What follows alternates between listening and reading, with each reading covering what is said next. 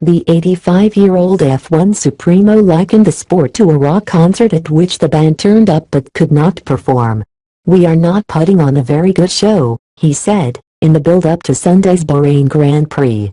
"Imagine if people turned up to watch the Rolling Stones and Mick Jagger couldn't sing and the others couldn't play their instruments." In a wide-ranging interview with BBC Sport, Ecclestone also questioned the motives of the drivers in writing their open letter criticizing the governance of F1, refused to criticize the controversial new qualifying system that is still in place for Bahrain, despite the teams agreeing to drop it, said the new turbo-hybrid engines introduced in 2014 were a disaster. Last week, the drivers wrote an open letter saying the decision-making process in F1 is obsolete and ill-structured. Responding the following day, Ecclestone said he agreed with the drivers.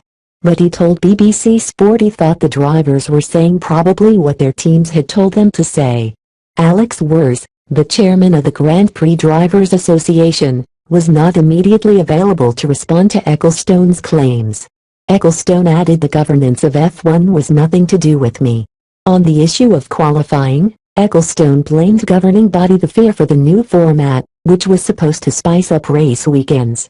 It did the opposite at the season opening race in Australia, prompting teams to call for a return to the 2015 system. However, the move was blocked by FIA President Jean Todt. Asked if the new qualifying system worked, Ecclestone said, "Depend how you looked at it. The whole idea is we were hoping one or two of the Hutches would be in trouble in Q1 and Q2. It didn't happen." He added the idea wasn't mine at all but the FIA's.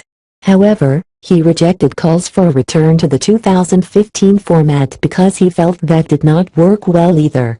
Ecclestone also discussed the new fuel-efficient turbo-hybrid engines, arguing he would prefer a return to the naturally aspirated V8s that were used until 2013.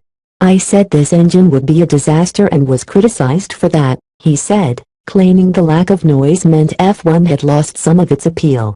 He also claimed only one engine manufacturer, Mercedes, managed to adapt well to the new engines, which meant competition had suffered. Mercedes have dominated F1 since the new engine came in, winning both the drivers' and constructors' championships for the past 2 years. "Mercedes have done an incredible job with that power unit," he said. "It is unbelievable but it is not F1.